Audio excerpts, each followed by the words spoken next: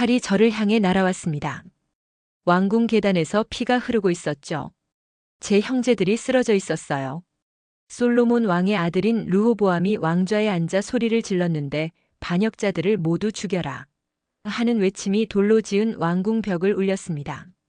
저는 예루살렘 거리로 달렸고 뒤에서는 군사들의 발소리가 점점 가까워지는 것 같았어요. BC 930년 그날 아침만 해도 우리는 하나의 민족이었습니다. 아브라함의 자손, 다윗의 왕국, 하나님께서 택하신 백성이었죠. 하지만 해가 지기 전에 칼과 피가 우리를 둘로 쪼갰고 형제가 형제를 죽이는 끔찍한 순간이 시작되었습니다. 제 이름은 아이야입니다. 실로 출신의 늙은 선지자였죠. 젊은 시절 저는 솔로몬 왕의 영광을 직접 보았어요. 황금으로 덮인 성전, 사방에서 몰려드는 조공, 지혜를 구하러 오는 열왕들을 목격했습니다. 아침마다 성전 뜰에서 번제드리는 연기가 하늘로 올라갔고 저녁이면 찬양 소리가 예루살렘 골짜기를 가득 채웠죠. 그때는 이스라엘이 진짜 강대국이었어요. 유프라테스 강에서 애굽 국경까지 하나님께서 약속하신 땅을 모두 다스렸습니다. 저는 레위 지파 출신으로 성전에서 봉사했는데 매일 새벽 제사를 준비하며 이 평화가 영원하겠구나 하고 생각했던 것 같아요. 제 아내 한나는 에브라임 지파 출신이었습니다. 우리는 실로 근처 작은 마을에 살았죠. 아들 둘과 딸 하나가 있었어요. 큰아들 엘리암은 성전 문지기로 일했고 작은 아들 요나단은 양을 치는 목동이었습니다. 딸 미갈은 15살이었는데 얼마 전 예루살렘의 한 서기관과 혼인이 정해진 상태였죠. 우리 집은 돌로 지은 작은 집이었지만 마당에 무화과 나무가 있었고 우물도 있었어요. 매일 아침 저는 예루살렘을 향해 무릎을 꿇고 기도했습니다. 하나님, 이 백성을 축복하소서. 다윗의 왕좌를 영원히 지켜주소서. 그렇게 기도하며 평안한 날들이 계속되기를 바랐던 것 같네요. 솔로몬 왕의 통치 말년이었습니다. 성전 봉사를 마치고 집으로 돌아가던 어느 날 저녁, 저는 이상한 광경을 보았어요. 왕궁 뒤편 언덕에서 연기가 피어오르고 있었는데 그게 번제 연기가 아니라는 걸 단번에 알 수 있었습니다. 냄새가 달랐어요. 향나무와 침향이 섞인 이상한 냄새였고 그 연기 속에서 북소리와 이상한 노랫소리가 들려왔죠. 저는 호기심에 그쪽으로 걸어갔습니다. 언덕에 올라가니 충격적인 장면이 펼쳤어요. 솔로몬 왕이 직접 그곳에 있었고 이방 여인들이 수십 명 둘러서 있었습니다. 그들 앞에는 아스다롯 여신상이 세워져 있었고 몰렉 신전도 보였어요. 솔로몬 왕이 무릎을 꿇고 그 우상 앞에 절하는 모습을 보았을 때 저는 온몸이 얼어붙는 것 같았습니다. 그날 밤 저는 잠을 이룰 수 없었습니다. 방 안을 서성이며 마음이 무거웠죠. 아내가 물었어요. 여보, 무슨 일이에요? 저는 대답할 수 없었습니다. 어떻게 말해야 할지 몰랐어요. 우리의 위대한 왕, 지혜로운 솔로몬이 우상에게 절하다니요.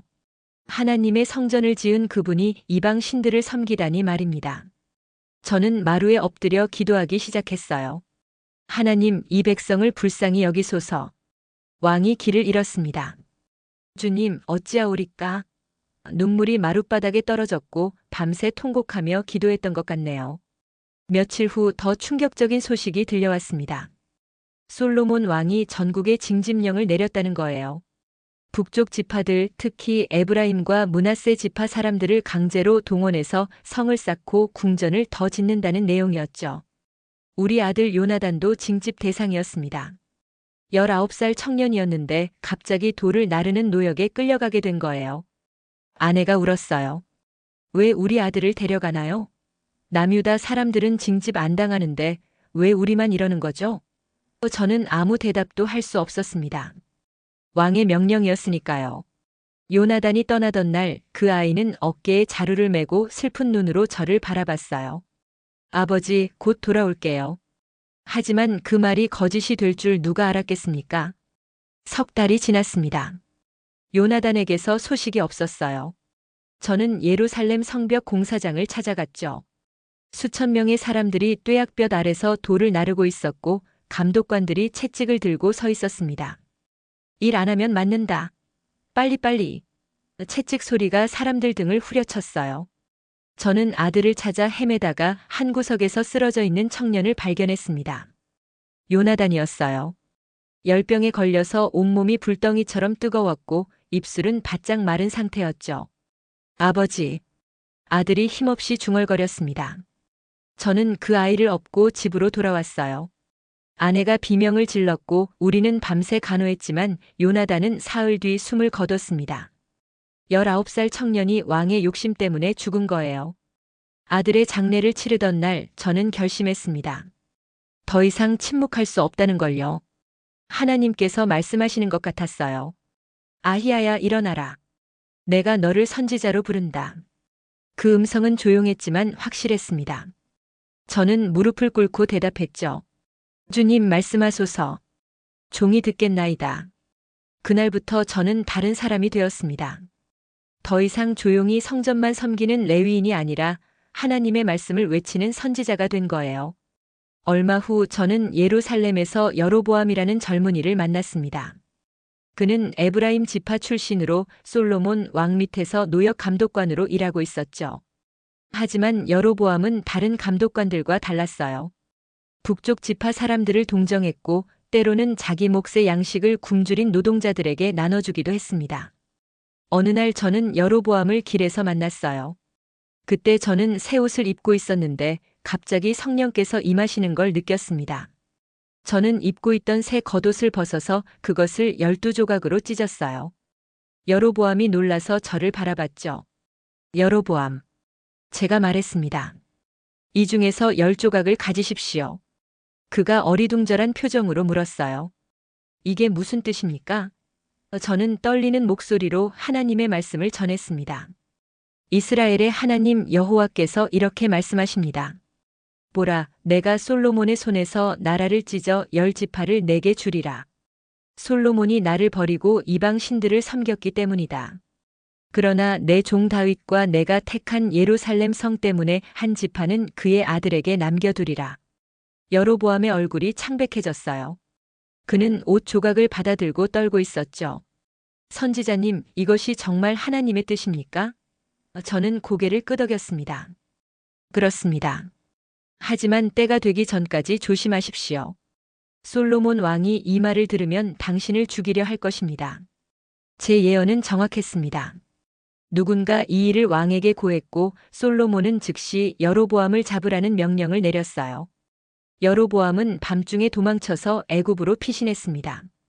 저도 위험했지만 실로로 돌아가 숨어 지냈죠. 그 후 몇 년이 지났고 솔로몬 왕이 병으로 죽었다는 소식이 들려왔습니다. 그의 아들 르호보암이 왕위를 계승했어요. 저는 이제 어떻게 될까? 하고 두렵고 떨리는 마음으로 지켜봤습니다. 르호보암이 세겜으로 갔다는 소식이 들렸습니다. 북쪽 지파 장로들이 그곳에 모여서 새 왕을 맞이하려고 했다는 거예요. 그리고 놀랍게도 애굽에 피신해 있던 여로보암도 돌아왔습니다. 백성들이 여로보암을 앞세워 르호보암 왕에게 청원했죠. 왕이시여, 당신의 부친 솔로몬이 우리에게 무거운 멍에를 메웠습니다. 이제 그 고역을 가볍게 하소서. 그러면 우리가 왕을 섬기겠습니다. 이건 간곡한 부탁이었어요. 위협이 아니라 진심 어린 간청이었죠. 르호보암이 대답했습니다. 사흘 후에 다시 오시오. 그때 대답하겠소. 왕은 먼저 노인 신하들을 불러 의논했어요. 그 늙은 신하들은 솔로몬을 섬기던 지혜로운 사람들이었습니다. 그들이 조언했죠. 왕께서 오늘 이 백성의 종이 되어 그들을 섬기고 좋은 말로 대답하시면 그들이 영원히 왕의 종이 될 것입니다. 이건 정말 현명한 충고였어요. 온유함으로 백성의 마음을 얻으라는 뜻이었죠. 하지만 르호보암은 그 조언을 무시했습니다. 대신 자기와 함께 자란 젊은 신하들을 불러 물었어요. 그 젊은이들은 교만했고 세상 물정을 몰랐습니다. 그들이 말했죠. 백성들에게 이렇게 말하십시오. 내 새끼손가락이 내 아버지의 허리보다 굵다. 내 아버지가 너희에게 무거운 멍에를 메웠으나 나는 너희 멍에를 더 무겁게 하리라. 내 아버지는 채찍으로 너희를 징계했으나 나는 전갈 채찍으로 너희를 징계하리라. 이 말을 들었을 때 저는 소름이 돋았습니다. 끝났구나. 나라가 쪼개질 것이다. 그렇게 중얼거렸던 것 같아요.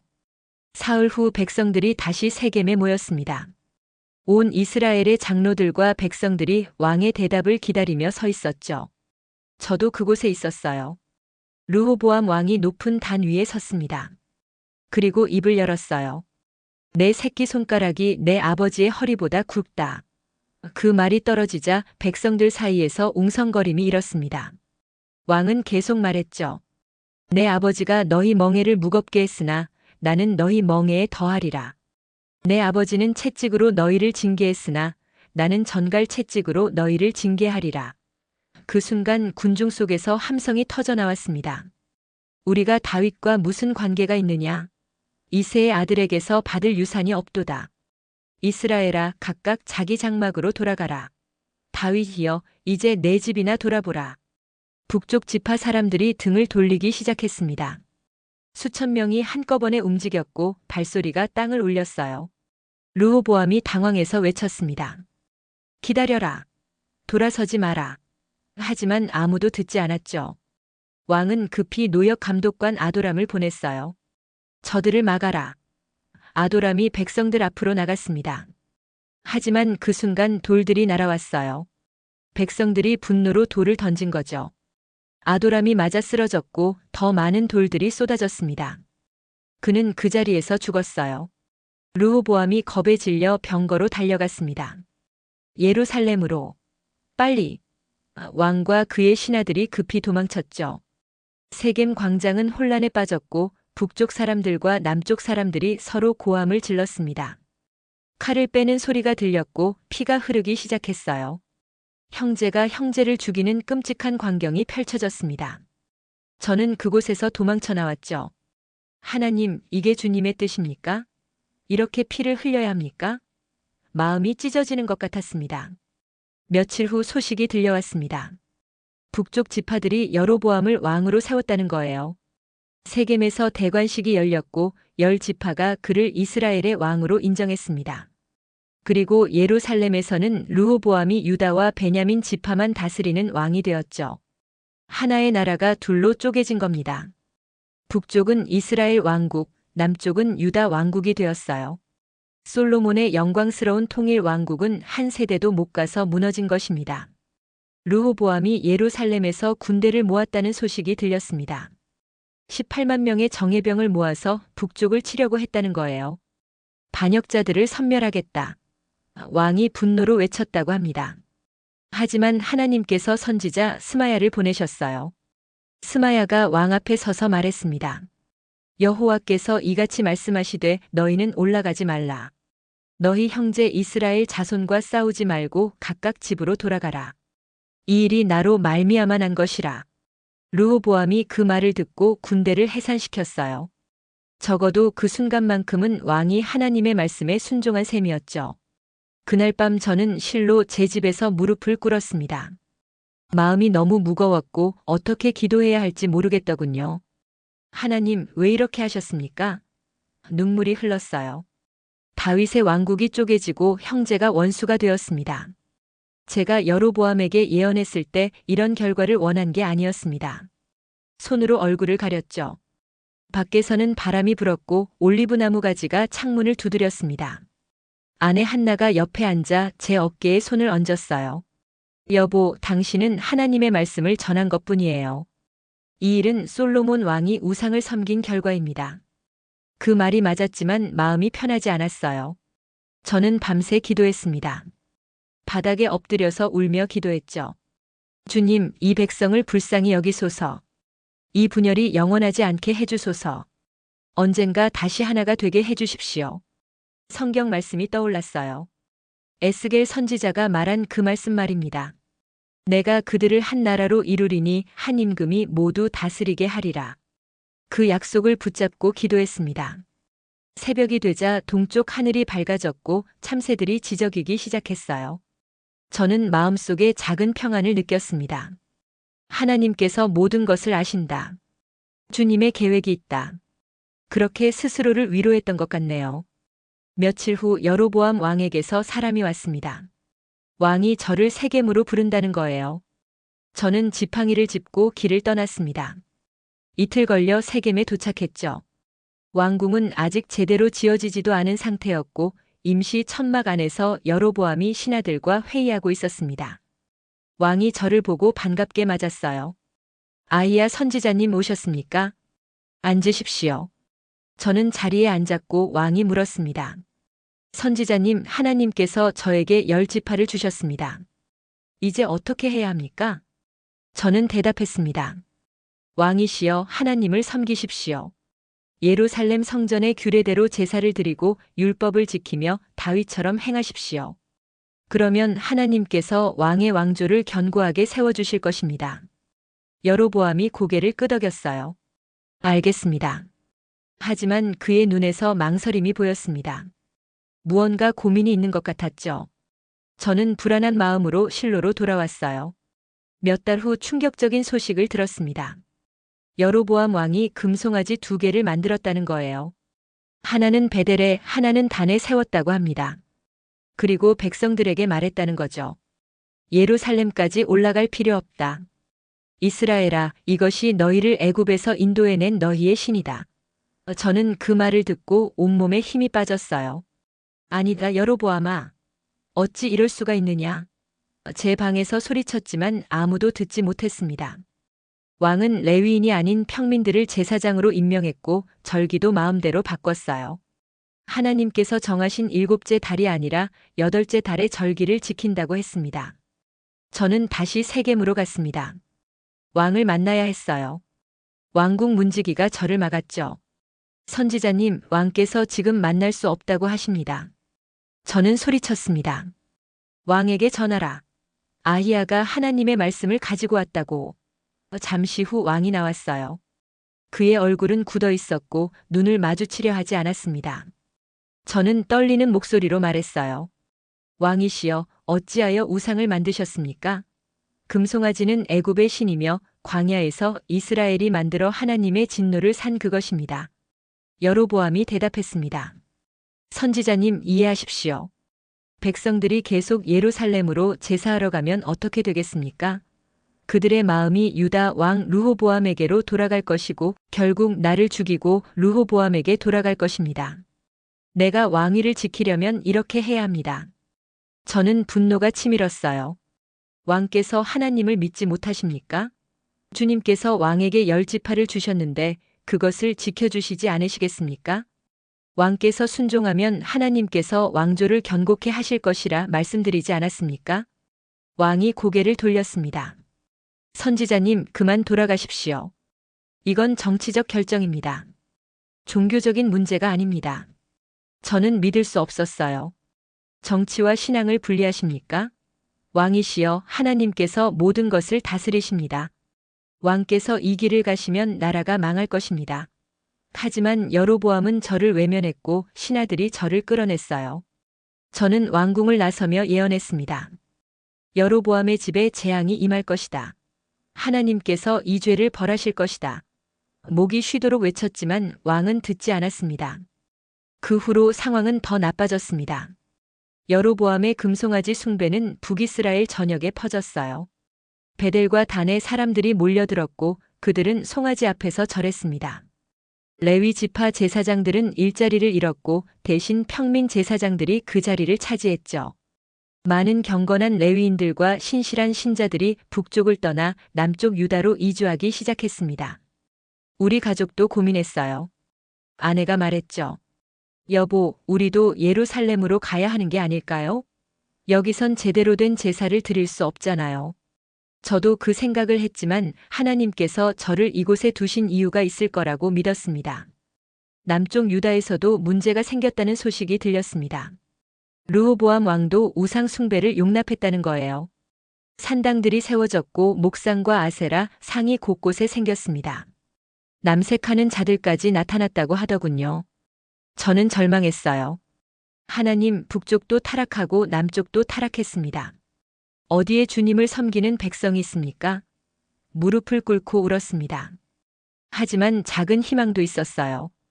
예루살렘에는 여전히 성전이 있었고 아론의 자손들이 제사를 드리고 있었습니다. 완전히 끝난 건 아니었죠. 그때 애굽에서 큰 군대가 올라왔습니다. 애굽 왕 시삭이 1200대의 병거와 수많은 군사를 이끌고 유다를 침공한 거예요. 르호보암 왕이 대항할 수 없었습니다. 시삭은 예루살렘을 포위했고 왕은 항복할 수밖에 없었어요. 성전의 보물과 왕궁의 보물이 모두 약탈당했습니다. 솔로몬이 만든 금방패도 빼앗겼고 엄청난 양의 금은이 애굽으로 실려갔죠. 르호보암은 금방패 대신 노스의 방패를 만들었습니다. 영광이 떠난 거예요. 솔로몬의 황금 시대는 완전히 끝났고 이제 두 왕국 모두 약해진 상태였습니다. 세월이 흘렀습니다. 저는 나이가 들어 머리가 희끗희끗해졌고 허리도 구부정해졌어요. 여로보암 왕도 늙었습니다. 그의 아들 아비야가 심하게 병들었다는 소식을 들었어요. 어느 날 한 여인이 제 집을 찾아왔습니다. 낯선 차림의 시골 여인처럼 보였는데 뭔가 이상한 느낌이 들었어요. 그녀가 입을 열었습니다. 선지자님, 제 아들이 병들었습니다. 살 수 있을까요? 저는 그녀를 바라봤습니다. 순간 하나님의 영이 임하시면서 그녀가 누구인지 알게 되었어요. 여로보암의 아내였습니다. 왕비가 변장하고 온 거죠. 저는 말했습니다. 여로보암의 아내여, 어찌하여 다른 사람인 채 하느냐? 내가 내게 흉한 소식을 전하리라. 왕비가 놀라 떨었어요. 저는 하나님께서 주시는 말씀을 전했습니다. 여호와께서 이같이 말씀하시되 내가 너희를 백성 중에서 들어 내 백성 이스라엘의 주권자가 되게 하고 나라를 다윗의 집에서 찢어내어 내게 주었거늘. 너는 내 종 다윗이 내 명령을 지키며 마음을 다하여 나를 따라 나 보기에 정직한 일만 행하였던 것 같이 행하지 아니하고 내 이전 사람들보다 더 악을 행하며 가서 너를 위하여 다른 신을 만들며 우상을 부어 만들어 나를 노엽게 하였도다. 왕비의 얼굴이 창백해졌습니다. 저는 계속 말했어요. 그러므로 내가 여로보암의 집에 재앙을 내려 이스라엘 가운데에 있는 여로보암에게 속한 모든 남자는 매인자나 노인자나 다 끊어버릴 것이며 사람이 거름을 쓸어버림 같이 여로보암의 집을 말끔히 쓸어버릴 것이다. 여로보암에게 속한 자가 성읍에서 죽으면 개가 먹을 것이요 들에서 죽으면 공중의 새가 먹을 것이다. 제 목소리가 떨렸습니다. 이런 무서운 심판을 전하는 것이 고통스러웠어요. 그리고 아들에 대해서도 말했습니다. 내가 일어나 내 집으로 가라. 내 발이 성읍에 들어갈 때에 그 아이가 죽을 것이다. 온 이스라엘이 그를 위하여 슬퍼하며 장사하려니와 여로보암에게 속한 자는 오직 이 아이만 묘실에 들어가리니 이는 여로보암의 집 가운데에서 그가 이스라엘의 하나님 여호와를 향하여 선한 뜻을 품었음이니라. 왕비가 울기 시작했어요. 눈물이 뺨을 타고 흘렀죠. 저도 마음이 아팠습니다. 그 아이는 선했거든요. 아버지와 달리 하나님을 경외하는 마음이 있었습니다. 그런데 그 아이가 죽는다니 말이에요. 왕비가 떠났습니다. 그녀가 디르사로 돌아가 집 문턱을 넘는 순간 아이가 죽었어요. 온 이스라엘이 그를 위해 슬퍼하며 장사했습니다. 제 예언이 그대로 이루어진 겁니다. 얼마 후 여로보암 왕도 죽었어요. 22년간 통치했지만 그의 죄는 용서받지 못했습니다. 그의 아들 나답이 왕위를 이었지만 2년 만에 바하사에게 암살당했죠. 바하사는 여로보암의 온 집안을 죽였습니다. 제가 예언한 대로 개와 새들이 그 시체를 먹었어요. 여로보암의 집이 완전히 멸망한 겁니다. 남쪽 유다에서도 왕이 바뀌었습니다. 르호보암이 죽고 그의 아들 아비암이 왕이 되었어요. 하지만 아비암도 아버지의 모든 죄를 따라 행했습니다. 마음이 하나님께 온전하지 못했죠. 그는 3년 통치하고 죽었습니다. 그 뒤를 이어 아사가 왕이 되었는데 이 왕은 달랐어요. 아사는 하나님 보시기에 정직하게 행했습니다. 남색하는 자들을 땅에서 쫓아냈고 그의 어머니가 만든 아세라 우상도 찍어버렸어요. 산당은 완전히 제거하지 못했지만 그래도 마음이 평생 하나님께 온전했습니다. 북쪽 이스라엘은 계속 혼란스러웠습니다. 바하사가 왕이 되어 24년 통치했지만 그도 여로보암의 길로 행했어요. 금송아지를 제거하지 않았고 우상 숭배를 계속했습니다. 그의 아들 엘라가 왕이 되었지만 2년 만에 시므리라는 장군에게 암살당했죠. 시므리는 바하사의 온 집안을 멸했습니다. 또다시 왕조가 무너진 거예요. 그런데 시므리는 겨우 7일 만에 죽었습니다. 백성들이 오므리를 왕으로 세웠고 시므리는 왕궁에 불을 지르고 그 안에서 죽었어요. 저는 이 모든 것을 지켜보며 탄식했습니다. 하나님, 북이스라엘에는 평화가 없습니까? 왜 계속 왕조가 바뀌고 피를 흘립니까? 하나님께서 대답하시는 것 같았어요. 그들이 나를 버렸기 때문이다. 여로보암의 죄를 따라 행하며 나의 백성으로 하여금 죄를 범하게 하였느니라. 저는 무릎을 꿇었습니다. 주님, 그럼에도 불구하고 이 백성을 불쌍히 여기소서. 남은 자들을 지켜주소서. 오므리가 왕이 된 후 좀 안정이 되는 것 같았습니다. 그는 사마리아에 새 수도를 건설했어요. 세멜이라는 사람에게서 산을 사서 그곳에 성을 쌓았죠. 사마리아는 견고한 요새가 되었고 전략적으로도 좋은 위치였습니다. 오므리는 12년 통치했지만 그도 여로보암의 죄를 따라 행했어요. 우상 숭배를 멈추지 않았습니다. 그의 아들 아합이 왕위를 이었는데 이 사람은 이전의 모든 왕들보다 더 악했어요. 아합은 시돈 왕 엣바알의 딸 이세벨과 결혼했습니다. 이것이 재앙의 시작이었어요. 이세벨은 바알 선지자들을 데리고 왔고 아합은 사마리아에 바알 신전을 지었습니다. 아세라 목상도 만들었죠. 금송아지도 모자라서 이제 바알까지 섬기기 시작한 겁니다.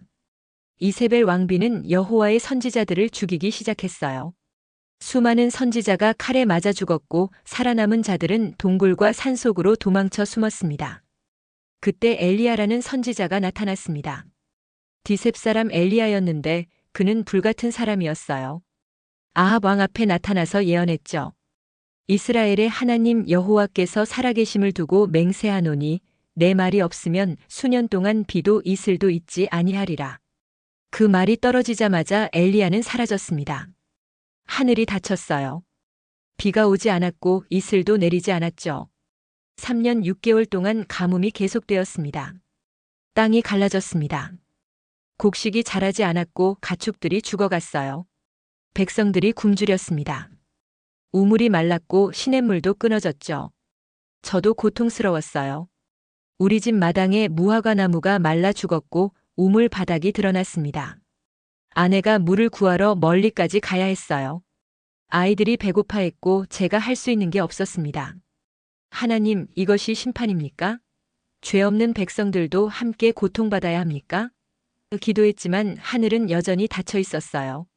3년 반이 지났을 때 엘리야가 다시 나타났습니다. 아합 왕에게 전가를 보냈죠. 갈멜산으로 올라오시오. 온 이스라엘과 바알의 선지자 450명, 아세라의 선지자 400명을 그리로 모으시오. 아합이 그렇게 했어요. 갈멜산에 수많은 사람이 모였고 저도 그곳에 갔습니다. 엘리야가 백성들 앞에 섰어요. 너희가 어느 때까지 두 사이에서 머뭇거리려느냐? 여호와가 하나님이면 그를 따르고 바알이 하나님이면 그를 따를지니라. 그날 갈멜산에서 기적이 일어났습니다. 바알 선지자들이 먼저 제단을 쌓고 소를 잡아 올렸어요. 아침부터 저녁까지 바알의 이름을 부르며 소리쳤죠. 바알이여, 우리에게 응답하소서. 그들은 뛰며 춤추고 칼과 창으로 자기 몸을 찔러 피를 흘렸습니다. 하지만 아무 응답이 없었어요. 불도 내려오지 않았고 침묵만 있었죠. 엘리야의 차례가 되었습니다. 그는 무너진 여호와의 제단을 수축하고 12돌을 취해 제단을 쌓았어요. 이스라엘 12지파를 상징하는 거였죠.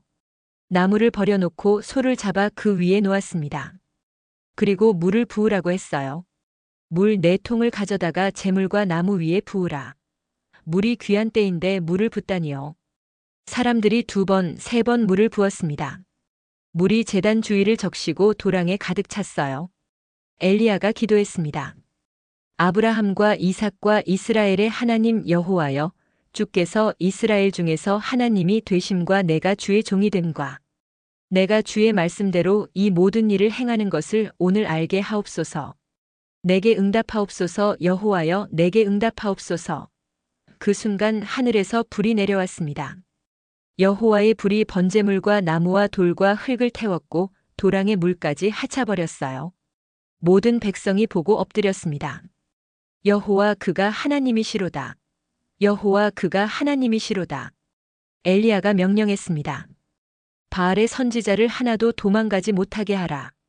백성들이 선지자들을 잡았고 엘리야가 그들을 기손 시내로 끌고 가 죽였어요. 그리고 아합에게 말했습니다. 올라가서 먹고 마시소서. 큰 비의 소리가 들립니다. 엘리야는 갈멜산 꼭대기로 올라가 땅에 엎드려 기도했어요. 가서 바다 쪽을 보라. 7번째에 종이 보고했습니다. 바다에서 사람의 손만 한 작은 구름이 일어나나이다. 하늘이 구름과 바람으로 캄캄해졌습니다. 큰 비가 내렸어요. 3년 반 만에 내리는 비였죠. 백성들이 비를 맞으며 울었습니다. 감사합니다, 하나님. 감사합니다. 저도 비를 맞으며 눈물을 흘렸어요. 땅이 축축해졌고 시냇물이 다시 흐르기 시작했습니다. 생명이 돌아온 겁니다. 하지만 이세벨 왕비는 회개하지 않았습니다. 오히려 엘리야를 죽이려 사람을 보냈어요. 엘리야는 도망쳐서 광야로 갔고 결국 하나님께서 그를 회오리 바람으로 하늘로 데려가셨습니다. 그의 제자 엘리사가 뒤를 이었죠. 아합도 회개하지 않았어요. 이세벨과 함께 더욱 악을 행했습니다. 나봇이라는 의로운 사람의 포도원을 빼앗기 위해 거짓 증인을 세워 나봇을 죽였어요. 엘리야가 아합에게 가서 예언했습니다. 개들이 나봇의 피를 핥은 곳에서 개들이 내 피도 핥으리라. 그 예언이 이루어졌습니다. 아합이 아람 군대와 싸우다가 화살에 맞아 죽었어요. 그의 시체를 수레에서 씻을 때 개들이 그의 피를 핥았습니다. 이세벨도 나중에 비참하게 죽었죠. 예후라는 장군이 반역을 일으켰을 때 이세벨은 창문에서 떨어져 죽었고 개들이 그녀의 시체를 먹었습니다. 손과 발과 머리만 남았어요. 세월이 흘렀습니다. 저는 이제 정말 늙었어요. 100살이 넘었고 눈도 잘 보이지 않았습니다. 하지만 마음은 여전히 하나님을 섬기고 있었죠. 북이스라엘은 계속 혼란스러웠어요. 왕조가 계속 바뀌었고 쿠데타와 암살이 반복되었습니다. 금송아지와 바알 숭배도 계속되었죠. 남쪽 유다는 좀 나았습니다. 다윗의 자손이 계속 왕위를 이었고 때때로 선한 왕들이 나타나 개혁을 시도했어요. 히스기야 왕과 요시야 왕 같은 경건한 왕들이 있었습니다. 그러나 결국 두 나라 모두 심판을 받았습니다. 북이스라엘이 먼저 멸망했어요. 아수르 제국이 올라와서 사마리아를 포위했고 3년 만에 성이 함락되었습니다. BC 722년의 일이었죠. 백성들이 아수르로 포로로 끌려갔고 다시는 돌아오지 못했어요. 10지파가 역사에서 사라진 겁니다. 저는 그 소식을 듣고 통곡했습니다. 하나님, 제가 예언했던 그 10지파가 이제 없어졌습니까? 마음이 찢어지는 것 같았어요. 남쪽 유다는 좀 더 버텼습니다. 하지만 결국 바빌론에게 멸망당했죠. BC 586년에 예루살렘이 함락되었고 성전이 불탔습니다. 솔로몬이 지은 그 아름다운 성전이 잿더미가 된 거예요. 백성들이 바빌론으로 끌려갔고 다윗의 왕조도 끊어졌습니다. 하나님께서 예고하신 심판이 완전히 이루어진 겁니다. 저는 이 모든 것을 보지 못했습니다. 그 전에 죽었거든요. 하지만 하나님께서 보여주신 환상으로 알고 있었어요. 분열된 왕국의 비참한 결말을 말입니다. 그러나 하나님께서는 희망도 주셨습니다. 언젠가 다윗의 자손 중에서 한 왕이 나올 것이며 그분이 참된 통일을 이루실 거라고요. 그분이 오시면 북과 남이 다시 하나가 될 것이며 이방인들도 함께 하나님을 섬길 거라고 하셨습니다. 지금 저는 하나님 앞에 서 있습니다. 제 생애를 돌아보며 생각해요. 왜 한 민족이 둘로 쪼개졌는가? 대답은 간단합니다. 죄 때문이었어요. 솔로몬의 교만과 우상 숭배, 르호보암의 어리석음, 여로보암의 불신앙, 모든 것이 하나님을 떠난 결과였습니다. 하나님께서 함께 하시면 작은 나라도 강하지만 하나님을 떠나면 큰 나라도 무너집니다. 손자들에게 말해주고 싶습니다. 아니, 모든 세대에게 말하고 싶어요. 하나님을 떠나지 마십시오. 그분을 섬기는 것이 개인의 복이고 가정의 복이고 나라의 복입니다. 우상을 경계하십시오. 금송아지든 바알이든 세상의 다른 어떤 것이든 하나님을 대신할 수 있는 건 없습니다. 겸손하십시오. 교만은 패망의 선봉이요, 거만한 마음은 넘어짐의 앞잡이입니다. 또한 말하고 싶습니다. 하나님의 말씀을 들으십시오. 선지자들이 전하는 말씀이 귀에 거슬리더라도 듣고 순종하십시오. 정치적 이유로, 경제적 이유로, 어떤 이유로든 신앙을 타협하지 마십시오. 여로보암이 그랬고 그의 집이 멸망했습니다. 진실로 하나님을 경외하는 것이 지혜의 근본이요 거룩하신 자를 아는 것이 명철의 근본입니다. 북이스라엘과 남유다의 이야기는 경고입니다. 하나님께서 택하신 백성도 언약을 받은 민족도 성전이 있는 나라도 하나님을 떠나면 멸망한다는 것을 보여줍니다. 하지만 동시에 희망의 메시지이기도 해요. 하나님께서는 남은 자들을 보존하셨고 결국 그들을 회복시키셨습니다. 바빌론 포로 70년 후에 백성들이 돌아왔고 성전을 다시 지었어요. 그리고 수백 년 후에 그 약속하신 왕, 다윗의 자손이신 메시아가 오셨습니다. 예수 그리스도께서 오셔서 참된 통일을 이루셨어요. 유대인과 이방인의 담을 허시고 둘을 하나로 만드셨습니다. 그분이야말로 참된 평화의 왕이시며 영원한 다윗의 자손이십니다. 그분의 나라는 분열되지 않고 그분의 왕좌는 영원합니다. 제가 살았던 그 분열의 시대는 고통스러웠습니다. 형제가 원수가 되고 피가 흘렀죠. 하지만 그 모든 것을 통해 하나님께서는 더 큰 진리를 보여주셨어요. 인간의 왕국은 무너지지만 하나님의 나라는 영원하다는 것, 사람의 힘으로는 통일을 이룰 수 없지만 하나님께서는 하실 수 있다는 것을 말입니다. 지금 이 시대를 사는 여러분께도 말씀드립니다. 분열과 갈등이 있을 때 그 해결책은 하나님께 돌아가는 것입니다. 교만과 우상을 버리고 겸손히 하나님을 섬기는 것이에요. 정치적 계산이나 경제적 이득보다 하나님의 뜻을 먼저 구하는 것입니다. 그럴 때 하나님께서 참된 평화와 통일을 주실 것입니다. 저는 이제 쉽니다. 오랜 생애의 짐을 내려놓았어요. 제가 본 분열의 아픔, 심판의 엄중함, 그러나 또한 회복의 희망을 여러분께 전했습니다. 이 이야기를 기억하십시오. 역사는 반복됩니다. 하나님을 떠나면 개인도 가정도 나라도 무너집니다. 하지만 하나님께 돌아가면 회복이 있고 치유가 있고 새로운 시작이 있습니다. 북이스라엘과 남유다로 쪼개진 한 민족의 이야기는 끝났습니다. 하지만 그 교훈은 계속됩니다.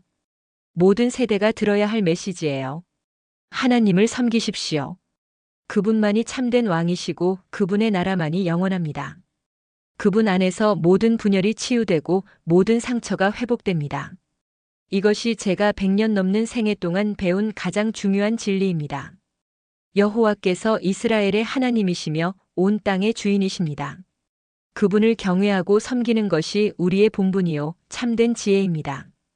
이 말씀을 마음에 새기시고 다음 세대에게 전하십시오.